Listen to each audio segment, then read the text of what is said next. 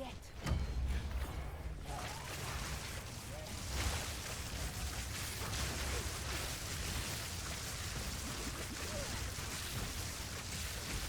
Get back here, creature.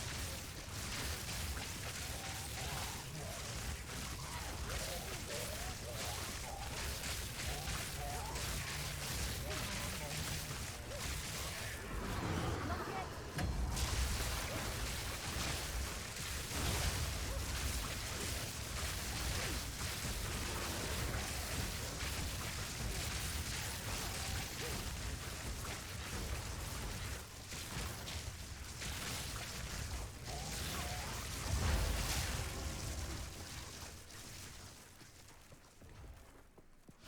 Not yet.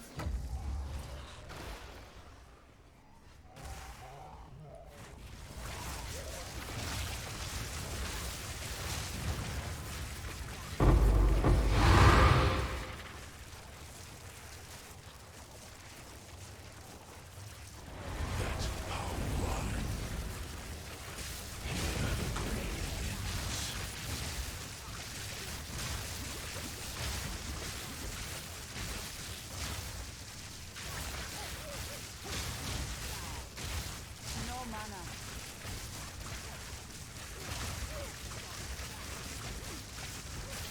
Not yet.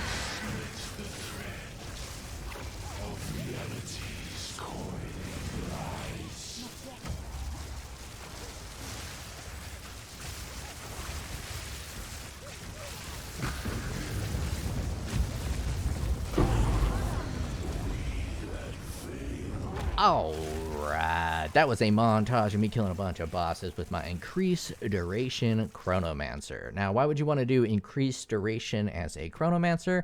Well, Spark is the most powerful skill in the game, and it has a duration tag of 2 seconds, and when you increase this duration to 5.74, all of your sparks last a significant time longer. And that means that each one of these sparks has an increased chance to actually hit an enemy.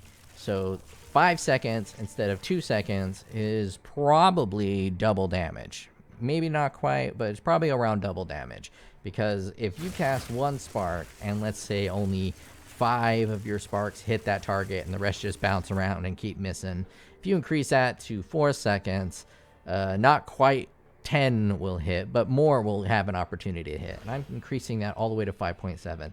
So a ton of my sparks are getting damage in when they otherwise would not have. Now, you can do that on a Stormweaver, but a Stormweaver, you really don't need that because you're already at the amount of damage where you walk into boss rooms and you just execute the bosses. Now, why you want to do this as a Chronomancer is the synergies work really nice with time freeze. So you're increasing the duration so your sparks do more damage, they last longer, and so time freeze also lasts longer. This has a base duration of 3 seconds, and I have mine all the way to 12 seconds, and I'm putting second wind in there so you can cast it twice per boss. Some bosses phase, so you kill the first phase of the boss with your time warp, he comes into his second phase, you time warp him again, or what's this called, time freeze, not time warp. You time freeze him again, and then you finish off the second one. Now, in the montage, you can see I died one time, and that's because I was putting, I was trying life tap with Conduit and cast on shock, and the life tap was doing way too much damage, and it put me in vulnerable positions. So now I just accept the fact that I don't have enough mana regeneration to be able to pump out 100% of my potential damage. It's just something I gotta deal with. It's kind of nice because there's a lot of bosses in this game, and they all have their own little, like, bullshit, gotcha, instant kills. And with this, for the most part, you just turn them off. You just turn off the bosses, and then you just get to go kill that big boss and loot from it. I am enjoying it immensely. I really like to fight the bosses, but I don't really like the amount of punishment you have when the bosses get the better of you. It exits your map, and you just lose a lot of progress. So the ability to just turn off bosses and get the job done is really nice. And an additional thing, I was probably at like a 90% boss, 90 to 95% boss clear rate. But since I've been freezing them, it's pretty much 99%. The odds of me dying on a boss are very low. I still sometimes die on the map, but on the boss, it's not really happening. And what that has done is given me a huge, big ol' fat stack of maps. Now, I have maps for days, and it is excellent. Let's grab this map here. 73% more monster life, and that's going to allow them to live longer, so I can, you know, demonstrate the shock better. I have 86 of these Vol Orbs, so I've just been Vol Orbing. Oh, every map. I hate when it ruins my map and it goes to 14, but it's nice when it goes to 16. So let's hope we can get some good defensive layers for the enemies here. No, not any really good defensive layers, but it don't matter. Let's corrupt it. Son of a bitch. Goddamn assholes. Fuck it. Let's grab one of these T16s. We'll just run a T16. So how I'm pathing this is I'm primarily focusing on getting jewels. I have 7 jewels, and each one of my jewels has increased skill effect duration. Now, there's 2 nodes or 3 nodes of increased skill effect duration that I was thinking about getting, and I was thinking about pathing all the way over to here to grab these nodes, and then these nodes here, and then I would miss out on like this lightning damage, and I would miss out on this lightning damage, and this whole lightning damage wheel. And while I did increase my duration, it became far more memey than actual practical for a build. So this was a lot more practical than going all the way out of your way to get skill effect duration. Just get them on the jewels. And I don't think a lot of people are doing builds that really benefit from skill effect duration, because some of these jewels were really inexpensive. Like, I'm able to get the damage taken for mana before life and skill effect duration without too much of an impact on the cost. I don't think there's a lot of people doing damage taken for mana before life and skill effect duration. So a lot of people are using that skill effect duration as kind of a dead node. Not 100% dead node, because everyone can kind of benefit from that unless you're doing the hammer build or something that needs reduced. But it's not quite as expensive as something like increase the magnitude of shock. Increase the magnitude of shock is a far more expensive node than skill effect duration. But anyways, I have 7 jewels, and each one of them has some amount of skill effect duration. I think I set the limit for 14 and above, so everyone has at least 14% skill effect duration. And then they also have some other really nice nodes, like increased magnitudes. Oh, increased magnitudes is not a nice. But you have a 24% increased area of curse effect. Mostly just picked up a lot of these ones that were really cheap, but magnitude of ailments you inflict is nice. Recharge rate is nice. So some of these nodes are pretty nice, but for the most part, I just get them because they were cheap. And I'd get some that only had 3 nodes. The damage before mana, the skill effect duration, and I think this one had the effect of your curses. I hit it with an Exalted Orb, and then I hit it with a Vol Orb, and it gave it cast speed and maximum energy shield, which turned out to be a pretty solid jewel. So, you know, that is a lot of skill effect duration. I have some projectile speed. This allows the sparks to just move even faster and bounce around and become more applicable. They apply more. That's what I mean by applicable. That's not the correct wording, but this one's going to be a big boy. We're going to have +1 to the monsters, +1 to the monster, and corruption, and a boss. And we're going to do a T16. So it's a big old fatty. Let's turn up the music. Actually, I'll turn up my headphones. You guys probably don't want it louder, but I need a little bit louder. Can't even hear the... Try to do some natural sound tracking here. There it is. Now, because of the increased duration of spark, I mean, they go a lot farther. And obviously I'm using a snake pit ring because the snake pit ring is the best ring. But it did take quite a bit to get my resistances to where they needed to be. We'll talk about the gear in just a little bit after I run through a map. But I do like shopping for gear and getting the precise amount of resistances and all that stuff. I find it enjoyable. You hop onto the trade site and you're like, alright, I need this piece of gear that needs at least 33 fire resistance, and he's 150 mana, and you put them all in there, and then you try to find that bargain. You find that item that is not the best item, but it works perfectly for your builds. You get it for like 10 Chaos Orbs, Divine Orbs. Oh, we're on a boss. Your soul will join my steeple of death. Turn the boss off. Of course, he's getting a bonus from the lead mechanic.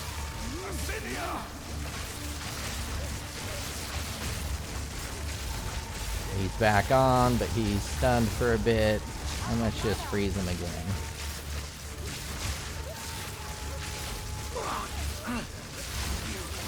And he did. He did. Wonder if that counted for my bonus. I probably should have single acted him before killing that boss, but you know, don't matter. And as you can see, I pretty much turned him off. He had some extra mechanics that sometimes get annoying, and because you're, getting used to turning the bosses off, you do get worse at playing this game, and you get worse at killing the bosses, and you get used to being a slacker. But at the same time, if you're watching like a TV show, it's much better for multitasking. And, because I play a lot of the game, but I also like TV, and I also like, keeping up with stuff, I'm able to play this game in a more casual manner with this build than if I was using some other build. Unless it was, of course, the meta Stormweaver or Monk, because then you can just kind of turn off your brain a little bit and make it last through. But all those builds, because they're popular, are very expensive and slightly less interesting for me to play because there's nothing I can contribute there. Everyone's got the meta covered. I'm not gonna, add any value there. And I'm interested in more of the new stuff. Not that Spark is a new skill or Time Freeze is underutilized. I'm pretty sure a lot of people are using Time Freeze. In fact, I bet Chronomancer is probably like the 5th most popular build. It's kind of shown up a little bit more now that other people played it. Not me, but like I think Subnautica or Subnactum, the other old guy with gray hair. I think he started with the Chronomancer, so he probably popularized it quite a bit. But I'd be interested in see. I bet Chronomancer is like number 5. Number 1, Stormweaver. Number 2, Monk. Number 3, probably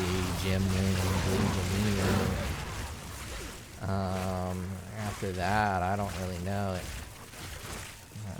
Maybe Pathfinder. Nah, I don't think Pathfinder is that popular because it's kind of always has a dead node, unless you're going concoction. Warrior is probably pretty popular because there's some people that they just dig melee. So the only way to really do that is with Monk and Warrior, but they want something a little more girthy, a little more heavy. So the Warrior is actually probably a pretty popular ascendancy, despite being pretty much the least powerful one.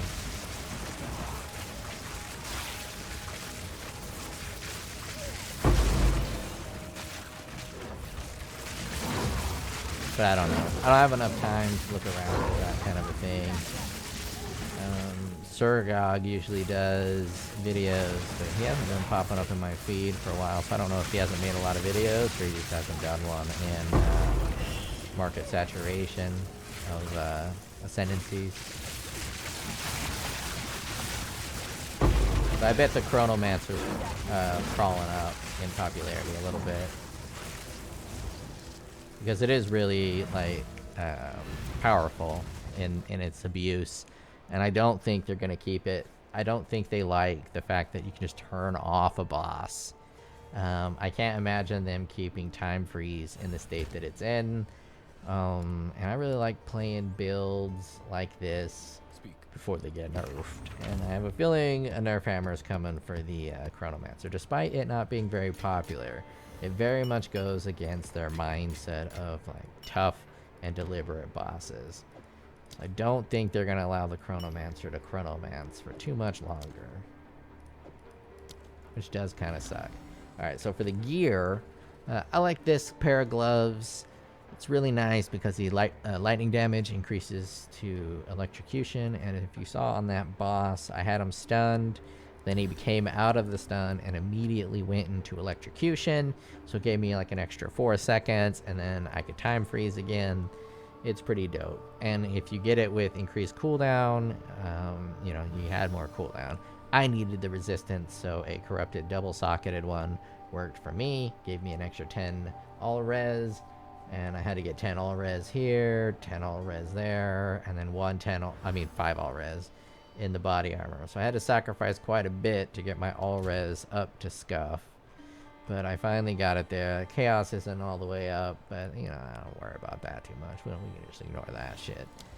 So the important stats are the mana, because we are using the broken Archmage, because you kind of have to. It's too strong to not use. Even with only having 3,000 mana, it still adds a ton of damage. So that being said, your most important stat is going to be mana, except for on your wand. You want that +5 levels to all spells. And I also like cast speed, but cast speed is not super important. It will allow a ton more sparks on the screen, but as you see in some of my bosses, my mana is an issue, so dropping a little bit of cast speed from where I'm currently at would not be that big of a deal. So for instance, for this source, I have 31% increased cast speed.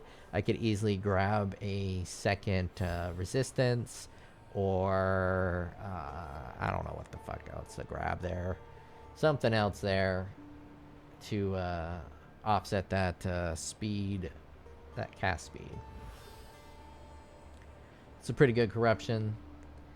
This ring is just for resistances. I really like the prismatic ring. You get the prismatic ring with another of these bad boys with all resistances on it. This is 26 to all res, and then you can pump it up with any of the resistances, and it becomes a very thick resistance ring, and it's all resistances, and that's the most effective in terms of value.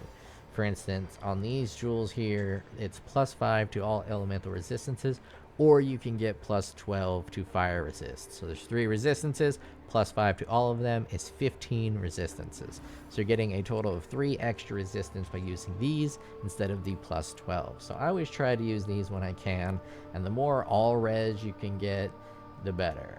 So I have, you know, lightning and on this piece, and I think that's the only one I have that has an individual one. Oh, and cold on that piece, and then lightning on this piece. So I just have a few nodes that have different resistances, and everything else is all res. Anyways, that was way too long rambling. Yeah, you basically saw the build. You can check out. I'm just gonna play a few more maps. Pump it. Ooh, we like that. Let's corrupt it.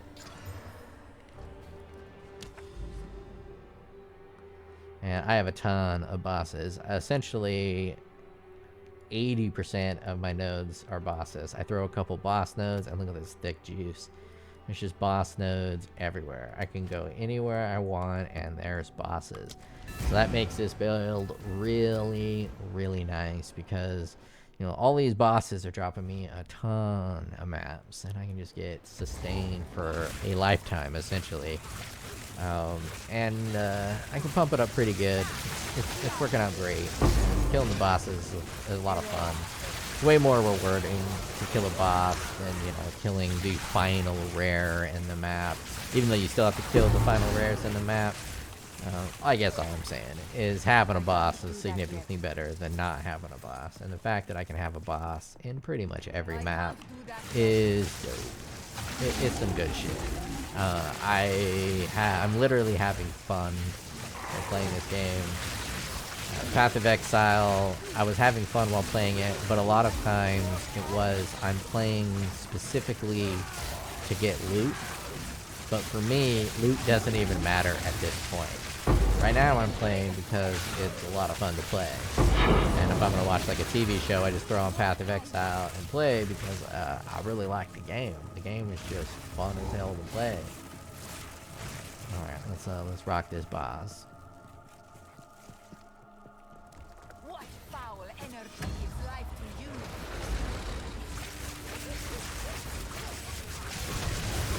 Time freeze. You're done. See how my mana? I'll stop casting. And it's just the conduit.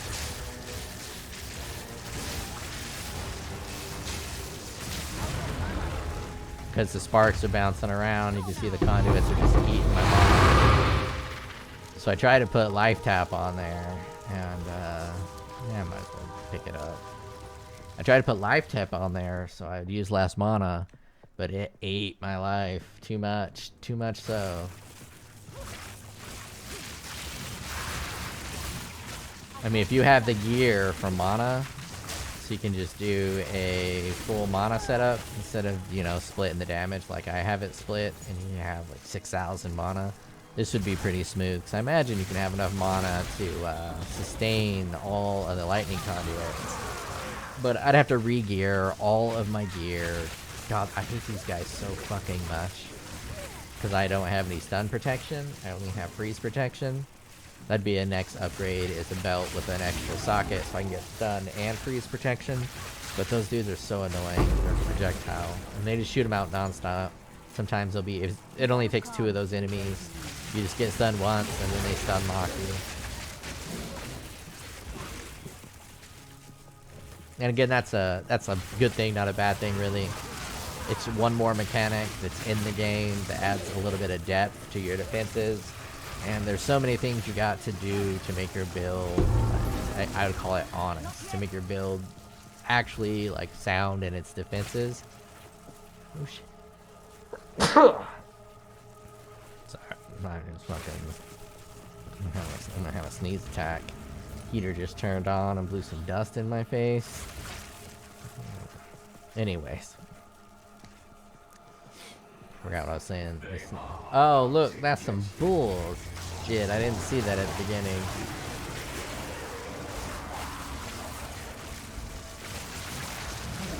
Let's go through it and get the kills again on my way to kill the last elite.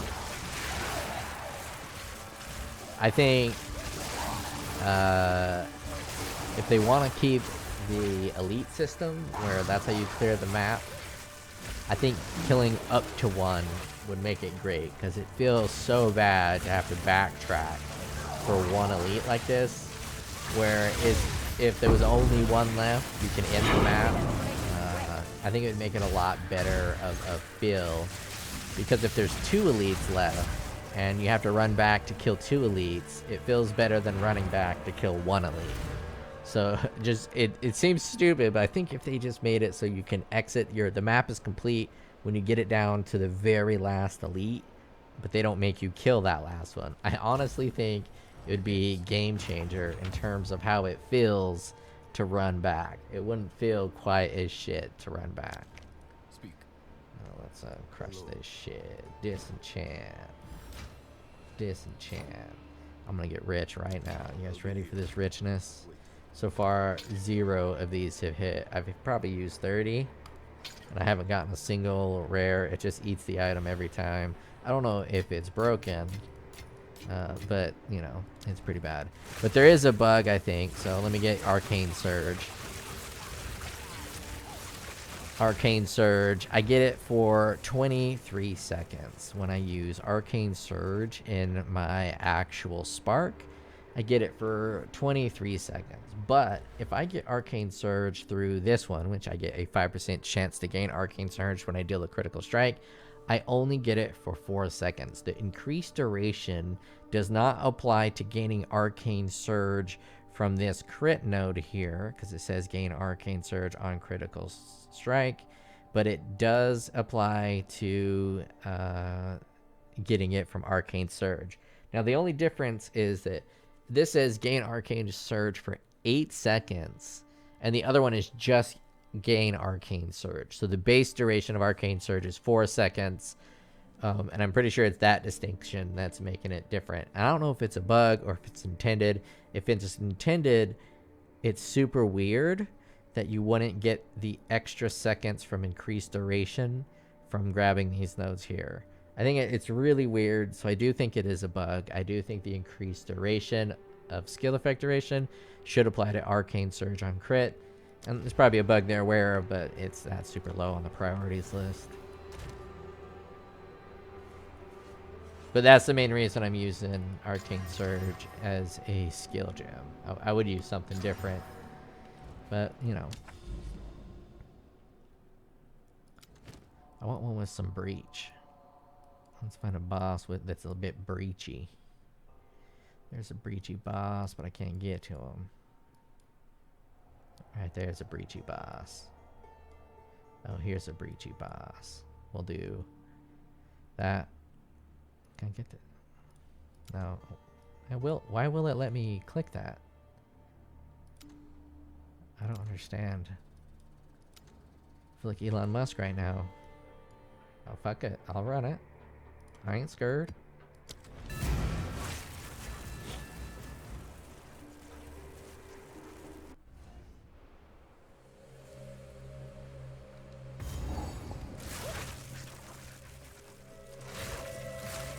Now, it is tempting to use time freeze when in maps, but you really never need to, so it's only something you want to use on the boss.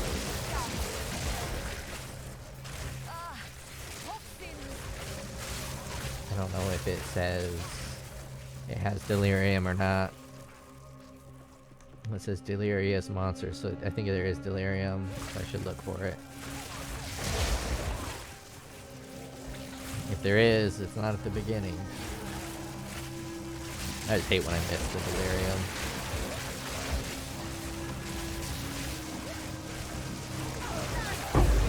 But it clears pretty good. I mean, it's not Stormweaver clear levels, and it's not the Pathfinder version of this clear levels. But it's kind of good enough, given that you can turn the bosses off. Like, the sacrifice and damage by not using the Stormweaver is the gain in the fact that you can just turn off a boss. It's instant boss turn off. I think I have that ring already.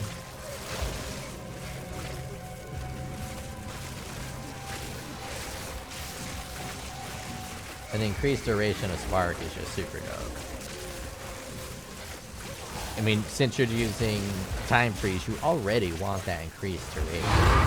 That's already a stat you're going to want. No matter how you do a Time Freeze build, you're going to want to increase your duration. And the fact that that increase of duration also drastically increases the damage of Spark, this is a very synergistic build. It's super cool. This time I'm gonna Time Freeze her first before I put any of my effects on her. So Time Freeze a bitch. Put the effects down, and then we'll pump it. So there's no real reason to rush it. And then I'll stop casting. I stopped casting a while ago. And you can see that the cast on crit was eating my mana. But either way, it just turns the boss off. Makes the bosses super easy. The boss is already pretty easy, but you know, it's just safe. Sometimes they'll be jackasses and they'll get you. And it sucks to lose maps and Path of Exile too. It just feels bad.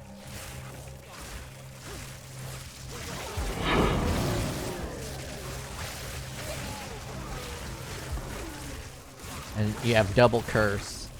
You're going to be cursing them with temporal chains, which increases the duration of Time Freeze and lightning conduit. And those double curses are impacted by increased duration, so that also feels good for the increased duration. Orb of Storms works for increased duration. So that increase in duration is just hitting in positive benefits all over the place. It is such a valuable stat in this game. And the fact that you can get 15% on jewels makes it super juicy. And again, you can get that increased duration on a Stormweaver. And you're only going to benefit for the increased duration of Spark, but it is going to increase the damage of your Spark a ton. Especially if you're not using Fork or Chain, and you're using something other than the Snake Pit. So that way that every single Spark has a greater chance of hitting just in general.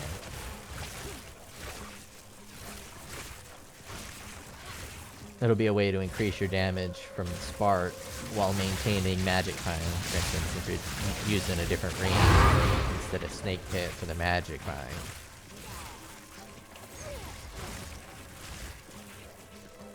Where you have a super dope ring, and then there's that ring that copies your other ring. Like if you're using that kind of setup, makes it very beneficial. Speak. We got one right there. And we got a breach boss. This build also works pretty well for breach because the increased duration on spark just allows spark to just travel all through the breach nodes. Sometimes if they have like increased life, the damage does become a bit of a problem. Let's see if they have increased life here. Now they're just doing extra damage.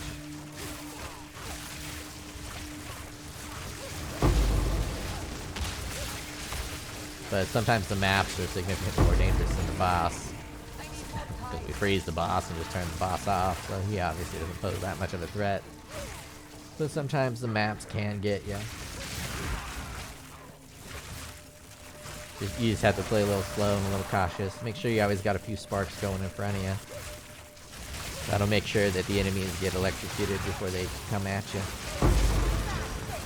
And the cool thing about the increased duration of spark is if you cast spark for like 5 seconds before hitting this, the whole board is already covered. So once they spawn, they're all just gonna die. And you just kind of keep casting it, and it gets a 360 degree for quite a while. Because how I like to do these breach hands, so I like to kind of go one direction a little bit. And then once I get about halfway, I'll just go the other way. I don't know if that's the best way to do it, but that's how I like to do it. I'll just kind of go this direction. And if I get an opportunity, then I'll hook around and try to reconnect. See, it just feels kind of bad when you're at the very edge of it. It feels like you keep getting. That's why I like to do the midway direction switch. But right now, I don't think it's worth it to turn it around and go the other direction. By the time you get to the other side, the handle is closed. So I only do it one time, that direction switching. I'm not sure if that's the best way, but that's how I've been doing it. So the sparks are just off-screening. So good.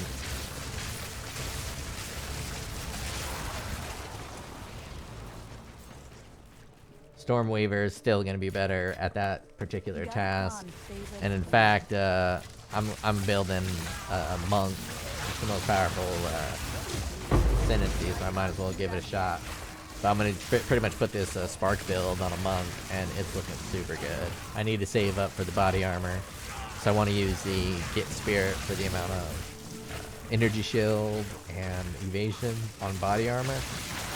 I want to use that ascendancy node so I can get a bunch of spirit. And that will allow me to run Archmage, Cast on Shock, and I'll be using the meta pump up from the monk. So the Archmage, Cast on Shock, and it also allow me to use Grim whatever for the extra energy shield. And I'm pretty sure Spark Monk is going to be very powerful. Like Spark Meta Monk. It's going to take me a while. I really don't like going through the campaign. I like this endgame a lot. I like fighting the bosses. I like running the maps, but I don't really like being told what to do. And the campaign is just a bunch of people telling me what to do, and it feels almost like a job. Like I'm completing a bunch of tasks. I don't like it that much. I like the end game a lot better. So it takes me a while to suffer through the campaign to get to the end game so I can build that monk. But I'll put like an hour a day into it. It takes me about 12 hours to go through the campaign. I'm so disinterested that I get lost, and I like the combat, so I end up just like fighting a bunch of enemies, having more fun than having to go fast. Makes it a lot slower.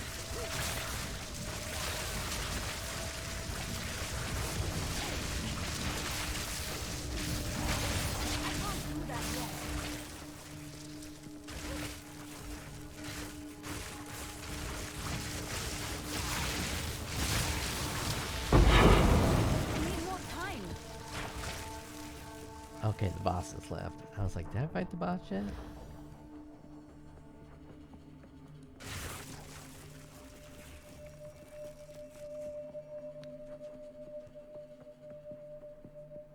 sure I fought this boss. Oh my god. Took the longest way in.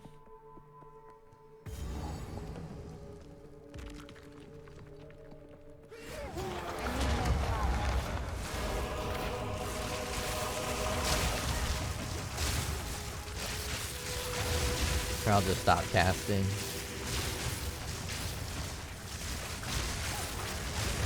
The lightning conduit eat my mana. Wait, his ass is just frozen. Like he was, he's just completely turned off. It's like my wife, you know what I mean? Just completely turned off.